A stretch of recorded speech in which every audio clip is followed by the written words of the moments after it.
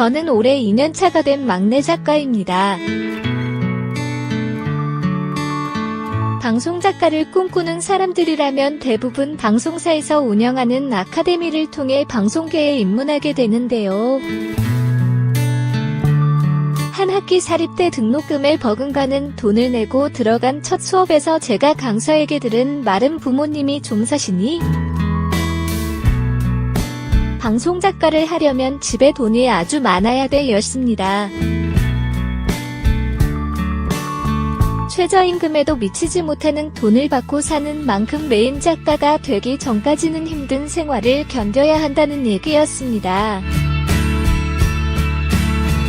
아카데미를 수료하고 처음으로 한 방송국 본사가 제작하는 프로그램의 면접을 보러 갔을 때 정규직 PD였던 면접관은 제게 이런 말을 했습니다. 월급은 130이야.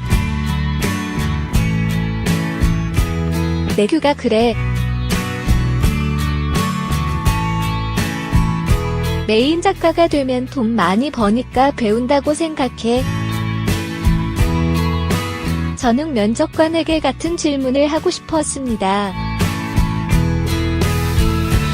면접관님도 배운다는 생각으로 최저임금도 되지 않는 돈을 받으면서 일하셨나요? 하지만 저는 그 말을 삼켜야만 했습니다.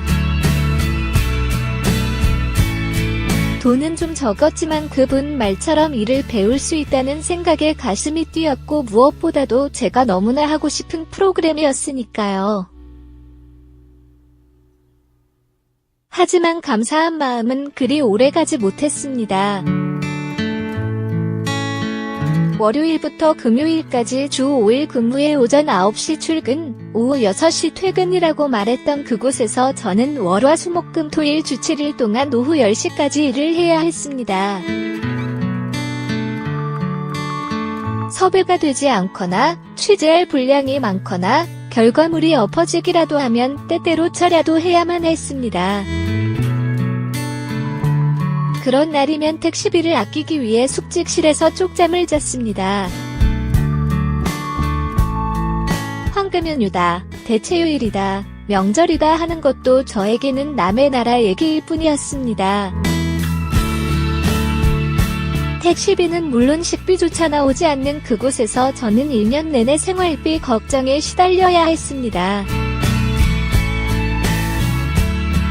쉴 시간도 없이 일을 하는데 적금은커녕 생활비조차 감당하기 힘든 저임금.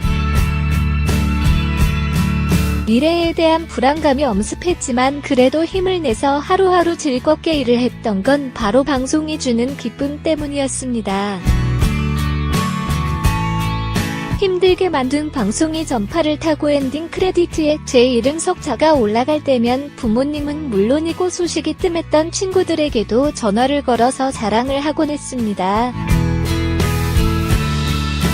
시청률은 얼마나 나왔는지, 시청자 반응은 어떤지, 게시판을 샅샅이 훑고 기사에 달린 댓글을 하나하나 읽어보기도 했었죠.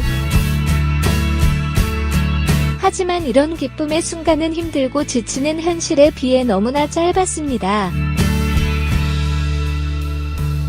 막내 작가가 겪는 삼중고, 비정규직, 청년, 여성이라는 굴레. 방송작가는 기본적으로 프리랜서입니다. 우리 같은 막내 작가들도 마찬가지죠. 말이 좋아 프리랜서직 노동자로 인정받지 못하는 특수고용 노동자, 즉 비정규직 신세입니다. 프리랜서라는 단어를 인터넷에 검색해봤습니다. 프리랜서는 특정한 사항에 관하여 그때그때 계약을 맺고 일을 하는 집단이나 조직의 구속을 받지 않고 자기 자신의 판단에 따라 독자적으로 일을 하는 사람이라고 합니다. 선뜻 이해가 되지 않았습니다. 저는 현재 상급자, 그러니까 담당 PD의 업무 지시를 받고 아침부터 밤늦게까지 사무실에 상주하며 근무합니다. 이건 저희 선배 작가들도 마찬가지입니다. 프로그램에 따라 출퇴근이 자유로운 분도 있지만 기본적으로는 담당 PD의 업무 지시 감독을 받습니다. 특히나 여성, 청년, 비정규직이라는 카테고리에 묶인 저희 막내 작가들은 작가가 아닌 막내로 통하며 더 큰 부조리와 맞닥뜨리게 됩니다. 막내 작가의 주된 업무는 프리뷰와 자료 조사, 섭외와 취재, 자막과 홍보문 작성입니다. 하지만 대부분이 여성이면서 팀의 막내인 우리들에게는 암묵적으로 주어지는 또 다른 범주의 노동이 존재합니다. 우리 막내 작가 정말 성격 좋아라는 말은 커피나 담배 심부름을 인상 한 번 찌푸리지 않고 하는 걸 뜻합니다.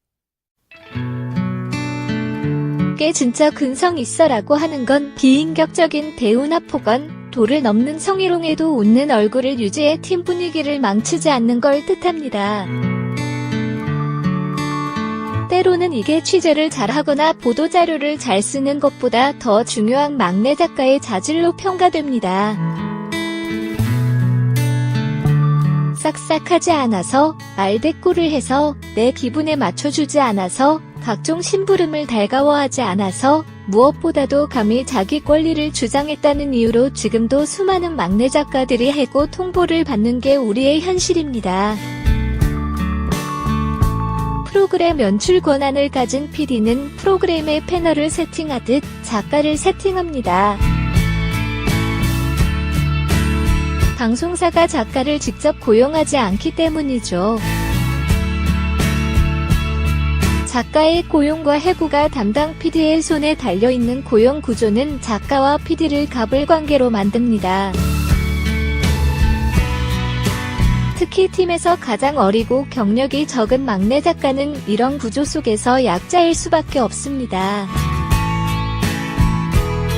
PD에게 잘 보여야 입봉을 하고 다음 일자리를 얻을 수 있기 때문입니다. 한 번은 어느 선배 작가가 이런 말도 했습니다. 섭외 작가로 입봉하려면 어때야 하는지 알아? 글 잘 쓰는 것만 가지고는 안 돼. PD와 관계가 좋아야 해. 그래서 저는 오늘도 기꺼이 의리됩니다. 작지만 큰 변화의 시작, 의리 목소리에 귀 기울여 주세요.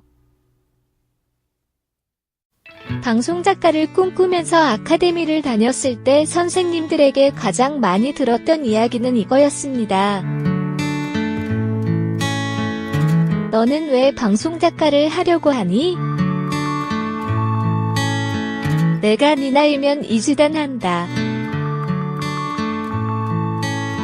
아직 늦지 않았으니까 얼른 다른 일 찾아봐. 이런 조언은 학원이 아닌 방송국에서도 계속됩니다. 선배 작가들은 저희들에게 입을 모아 하루라도 빨리 그만둬라. 아까운 젊음을 왜 이런 데서 낭비하니? 나야 그만둘 타이밍을 놓쳐서 배운 게 도둑질이라 작가 일을 하고 있지만 그래서일까요? 방송 아카데미 동기들을 만날 때 우리의 안부 인사는 어느새 이 한마디가 되어버렸습니다.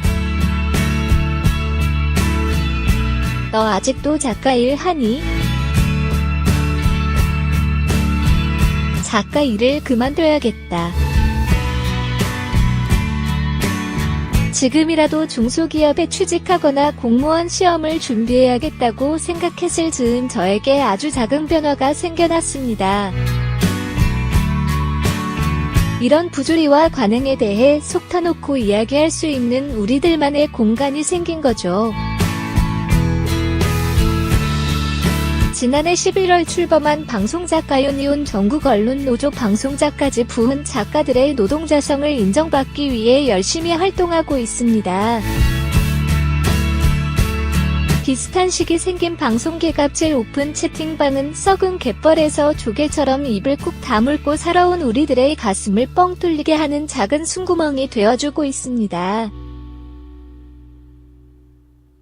이곳이 생긴 뒤 우리는 내가 겪은 일이 나만의 고민이 아닌 우리 모두의 문제라는 걸 알게 되었습니다. 내가 약자였던 건 내가 못나서가 아니라 내가 혼자였기 때문이라는 걸 알게 된 거죠. 이런 우리들의 고민에 조금씩 귀 기울여주는 PD들과 기자들이 많아지고 있다는 것 또한 기분 좋은 변화입니다. 그 변화의 끝에 과연 어떤 미래가 우리를 기다리고 있을까요? 저는 이런 미래를 꿈꿔 봅니다. 제가 서부 작가가 되고 메인 작가 됐을 때 적어도 작가 후배들에게야 방송 작가 하지 마라는 기형적인 대답은 하지 않을 수 있기를. 방송 작가라는 직군이 맞닥뜨리고 있는 모순을 바꿔나가는 노력을 멈추지 않기를. PD와 더 나은 프로그램을 만들기 위한 진정한 동료로 마주하기를. 나는 소망합니다.